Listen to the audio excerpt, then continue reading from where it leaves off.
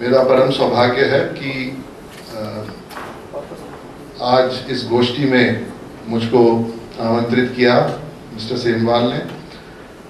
मुझे इसका भी सौभाग्य प्राप्त हुआ कि मैं स्वयं इस प्रोजेक्ट को देखने गया और ये भी एक बड़ी इंटरेस्टिंग स्टोरी है कि मिस्टर सेमवाल एक दिन आए और उन्होंने कहा कि इस तरीके का कंट्रोल्ड एटमॉस्फेयर कोल्ड स्टोरेज हमने लगाया हुआ है, 9 गांव में लगाया हुआ है और ऐसे एप्पल तैयार हो रहा है। चूंकि मैं नेशनल हॉर्टिकल्चर बोर्ड में पहले प्रबंध निदेशक के रूप में कार्य कर चुका था, तो मुझे इसका आइडिया था कि कितना मुश्किल है कंट्रोल्ड एटमॉस्फेयर स्टोरेज लगाना। लगभग 2005 में मैं वहाँ था एमडी नेशनल हॉर्टिकल्चर बोर्ड में, तब मात्र 2 कोल्ड स्टोरेज, वो भी एक्सपेरिमेंटल तौर पे लगे हुए थे। तो तभी मैंने संजीव चोपड़ा जी से पूछा आज कि आप बताएंगे कि देश भर में कितने लगे हैं। तो उन्होंने जो आंकड़े बताए हैं उससे स्पष्ट है कि ये एक टेक्नोलॉजी होराइजन पर एक बहुत बड़ा अचीवमेंट है कि हम एक बहुत बैकवर्ड एरिया में, उत्तराखंड के और उत्तरकाशी के एक बहुत ही पिछड़े इलाके में हमने ये मॉडर्न टेक्नोलॉजी युक्त ये पूरी कोल्ड चेन और processing facility, cold storage facility स्थापित की है।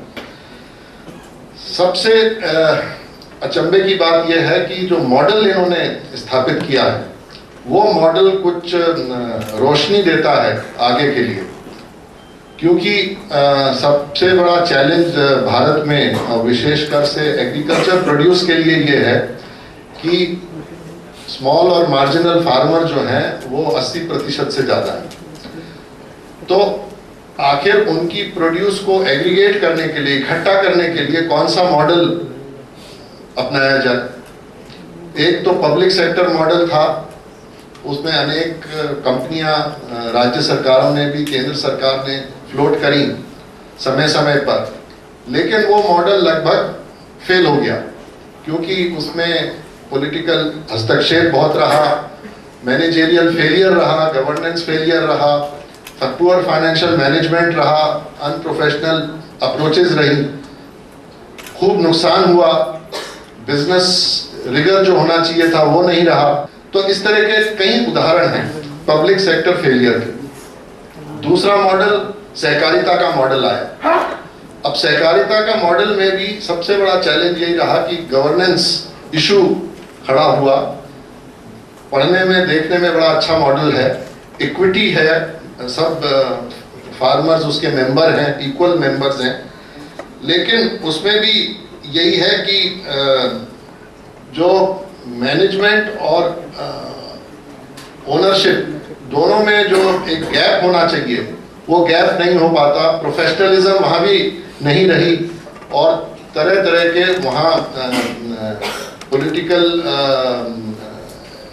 इंटरफेरेंसेस होने लगे। तो कुल मिला के as a running professional business organisation इसमें बहुत फेलियर्स की स्टोरी है। स्टेट को बार बार इंटरवीन करके सब्सिडाइज करना पड़ता रहा।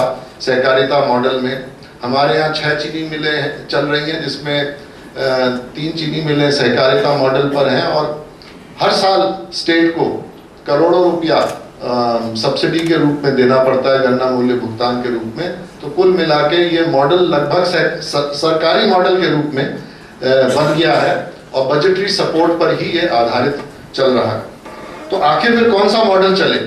तो ये जो जगदम्बिका समिति के साथ जो हॉलैंड की संस्था ने ये जेबी जो किया है, ये मॉडल इसलिए एक रोशनी की किरण देता है कि शुरुआत में सोशल बिजनेस ऑर्गेनाइजेशन है, इन्वेस्टमेंट कंपनी है, 90% उसकी ओनरशिप है, लेकिन जैसे जैसे प्रॉफिट बनेगा वो फार्मर्स ऑर्गेनाइजेशन को वो इक्विटी ट्रांसफर होती चली जाएगी और अंतोगत्वा ये पूरा जो कंपनी है ये फार्मर्स की हो जाएगी।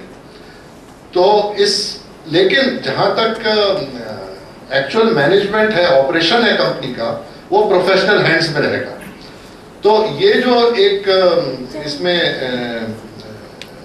मैनेजमेंट का और बिजनेस मॉडल और रेवेन्यू मॉडल जो बनाने का प्रयास किया गया है, ये बहुत ही इनोवेटिव मॉडल है और इसमें जरूर कुछ कहीं ना कहीं कुछ रफ एजेस आएंगे और उनको हमें स्मूदन करना पड़ेगा। लेकिन मैं समझता हूँ इतनी कॉर्पोरेट सोशल रिस्पॉन्सिबिलिटी में तो अब कंपनी लॉ में भी अमेंडमेंट हो गया है और कंपनियां, बड़ी बड़ी कंपनियां तो बहुत बड़े बड़े पैमाने पर सपोर्ट दे रही हैं, लेकिन मॉडल की ना होने के कारण वो फिलैंथ्रोपिक और चैरिटेबल रूप में ही सपोर्ट होता है और वन टाइम सपोर्ट करके वो खत्म हो जाता है। लेकिन इस तरह का सपोर्ट जिसमें पैसा जो इन्वेस्ट हुआ है वो वापस आएगा और फिर वो बिजनेस एक्सपेंशन में लगेगा और फार्मर्स की इक्विटी बढ़ाने में लगेगा, ये मॉडल अपने आप में बहुत ही आशाजनक मॉडल है। और मैं स्वयं देख के आया हूँ कि कितना बेहतर तरीके से ये चलाया जा रहा है, फार्मर्स का कितना एक्टिव इन्वॉल्वमेंट है और स्टेट ऑफ आर्ट टेक्नोलॉजी है। तो मैं इन्हीं शब्दों के साथ इस पूरे प्रयास को और इससे जुड़े हुए जो पूरी टीम है, विशेष रूप से जो नेदरलैंड के हमारी ऑर्गेनाइजेशन है, ट्रस्ट है, उनके साथियों को सबको बधाई देता हूं और शुभकामनाएं देता हूं। धन्यवाद।